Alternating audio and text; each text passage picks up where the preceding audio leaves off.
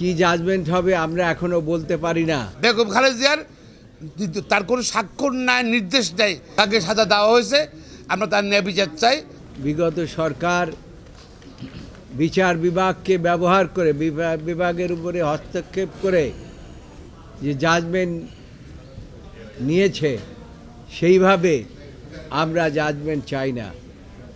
আমরা চাই আমাদের অ্যাপিল যেভাবে আমরা করেছি যে এর মধ্যে কোনো রকম কোনো ম্যাটেরিয়ালস নাই বেগম খালেদা জিয়া বন্য কাউকে কনভিক্ট করার মতো, এবং এই পরিপ্রেক্ষিতে বিষয়টি যদিও এখনও সাবজুডিস, কি জাজমেন্ট হবে আমরা এখনও বলতে পারি না।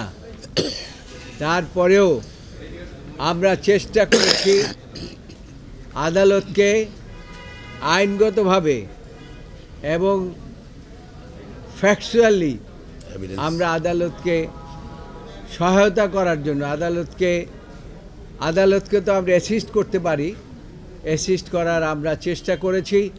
আমাদের এখানে যারা উপস্থিত আছেন সকলেই চেষ্টা করেছেন এবং আশা করি আমরা আদালত থেকে এই বর্তমান যে আদালত আছে আমরা বিশ্বাস করি যে এই আদালতের উপরে কোনো প্রশাসনিক হস্তক্ষেপ নাই, এবং সেই কারণে তারা নিরপেক্ষ একটি জাজমেন্ট এই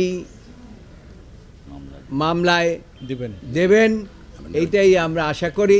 রাজনৈতিক উদ্দেশ্য প্রণোদিতভাবে সবসময় ফ্যাসিস্ট সরকার প্রধান বলতেন এতিমের টাকা আত্মসাৎ করেছেন,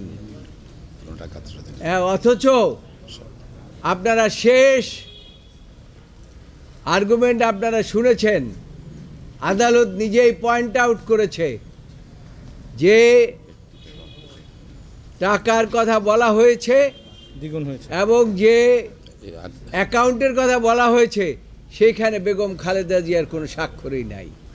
এই জি অরফানেজ ট্রাস্ট মামলায় বেগম খালেদা জিয়ার দুদকের পক্ষ থেকে একটা কাগজ দেখাতে পারে বেগম খালেদা সই করছে বা কোনো নির্দেশ দিয়েছে, এবং টাকাটা পুরোপুরি অ্যাকাউন্টে আছে। টাকা আত্মসাৎ হয়নি, বেগম খালেদা জিয়ার তার কোনো স্বাক্ষর নাই, নির্দেশ নেই, তাকে বিনা এভিডেন্সে উইদাউট এভিডেন্স তাকে সাজা দেওয়া হয়েছে। আমরা তার ন্যায় বিচার চাই এবং আইনের ব্যাখ্যা দিয়েছেন কাছের কামাল সাহেব, কাজল সাহেব, জয়নুল আবেদিন সাহেব, সবাই আইনের ব্যাখ্যা দিয়েছি, এভিডেন্স পড়ে শুনেছি, এবং ইনশাল্লাহ এটা ট্রাস্ট এবং বাংলাদেশে মামলা চলতে পারে না।